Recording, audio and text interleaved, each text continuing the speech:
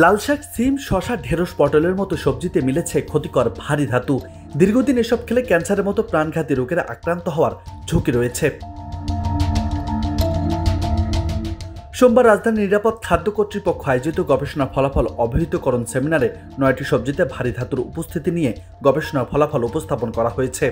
গবেষণায় উঠে এসেছে, যেখানে সবজিতে ক্যাডমিয়ামের সর্বোচ্চ সহনীয় মাত্রা প্রতি কেজিতে 190 মাইক্রোগ্রাম, সেখানে লাল শাকে পাওয়া গেছে 704.32 মাইক্রোগ্রাম। প্রতি কেজি বেগুনে 275.66, ঢেঁড়সে 349 ও টমেটোতে 195 মাইক্রোগ্রাম ক্যাডমিয়ামের তথ্য মিলেছে।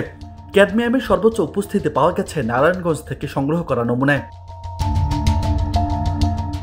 একইভাবে ক্রোমিয়ামের মতো ভারী ধাতুর মাত্রাতিরিক্ত উপস্থিতি পাওয়া গেছে সিম, শসা, ঢেঁড়স, পটল ও লাল শাকে। প্রতি কেজিতে যেখানে এই ধাতুর সর্বোচ্চ মাত্রা 2300 মাইক্রোগ্রাম, সেখানে লাল শাকে এর মাত্রা ছিল 2826.86। ধাতুটি সবচেয়ে বেশি পাওয়া গেছে ময়মনসিংহ জেলা এবং সর্বনিম্ন নারায়ণগঞ্জে। লেডের মতো ভারী ধাতুর উপস্থিতি পাওয়া গেছে বেগুন, বাঁধাকপি, সিম, শসা, ঢেঁড়স, পটল, টমেটো ও লাল শাক সহ 9টি সবজিতে। লেডের সবচেয়ে বেশি উপস্থিতি ছিল নারায়ণগঞ্জ ও কম ছিল জামালপুরে।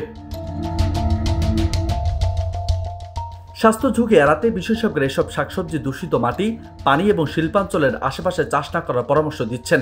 গবেষকরা জানাচ্ছেন, যেসব সবজিতে হেভি মেটাল রয়েছে সেগুলো দীর্ঘদিন খেলে ক্যান্সারের মতো প্রাণঘাতী রোগে আক্রান্ত হওয়ার ঝুঁকি সবচেয়ে বেশি রয়েছে। এদিকে ফলের গবেষণা করেছেন বাংলাদেশ কৃষি গবেষণা ইনস্টিটিউটের ঊর্ধ্বতন বৈজ্ঞানিক কর্মকর্তা ডক্টর মোহাম্মদ দেলোয়ার হোসেন প্রধান।